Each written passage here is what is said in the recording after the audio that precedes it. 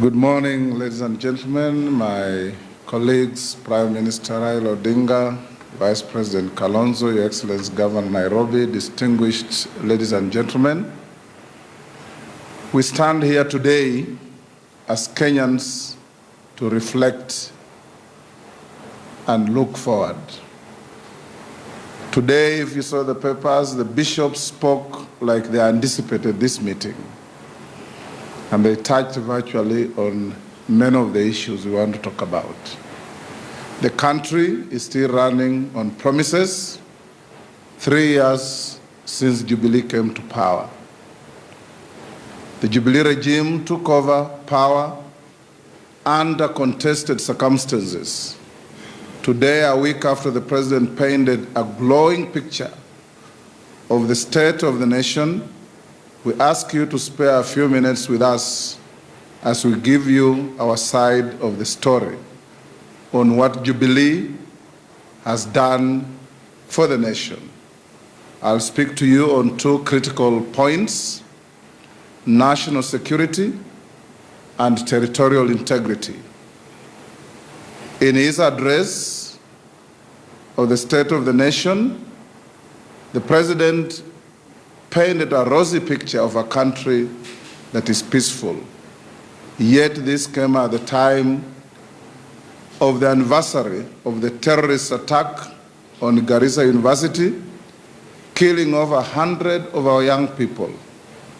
It also came just a month after a brazen attack on our soldiers in El-Ade, soldiers who were attacked by Al-Shabaab militia.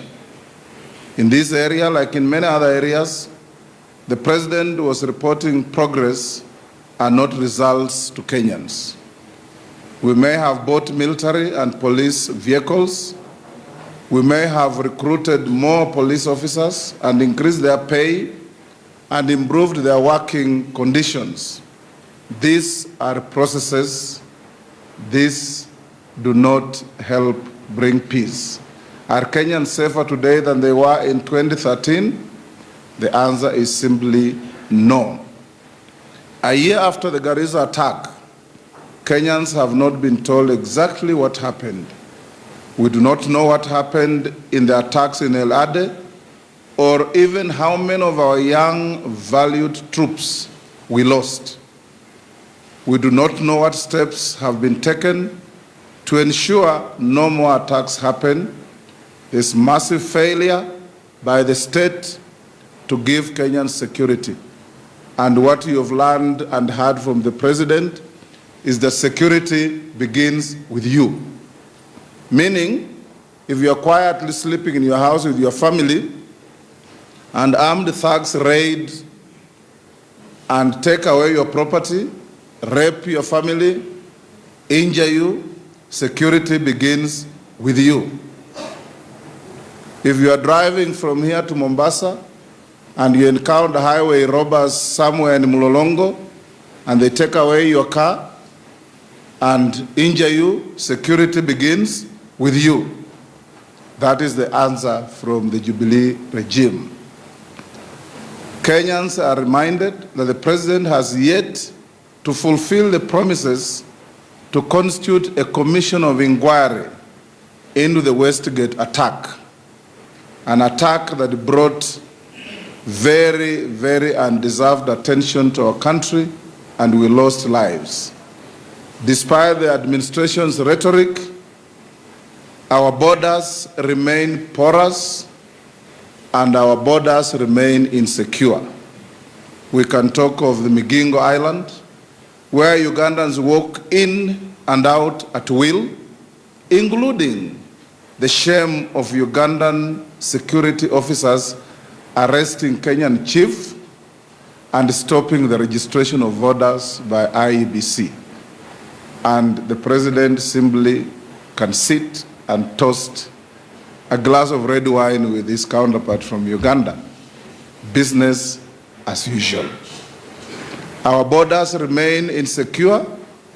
I'm sure you're aware that Somalia, that has benefited so much from Kenyan benevolence, has taken us to the International Court of Justice, demanding more than 3/4 of our maritime territory. The President why, how, and what they are doing to stop this. During the Grand Coalition government, the President then, Mwai Kibaki, and the Prime Minister Raila started a process in compliance with the AU and the UN to demarcate all our international boundaries. That process was stopped abruptly as soon as Jubilee came into power.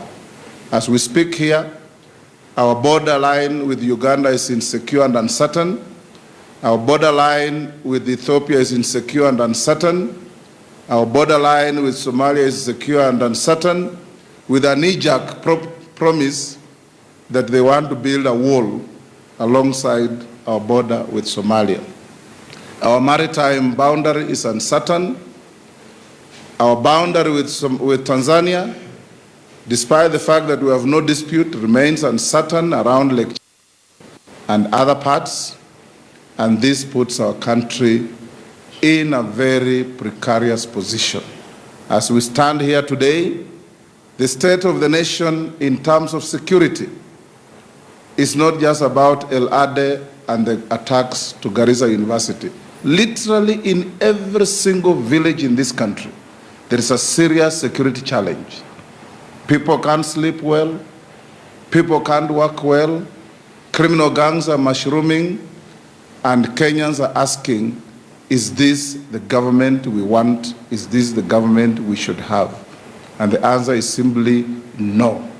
Jubilee has failed, Jubilee continues to fail, and Kenyans must check their scorecard and know what grade to give them. I give them a D+. Thank you. I now invite my brother Stephen Kalonzo Musyoka to speak to another 1 or 2 points.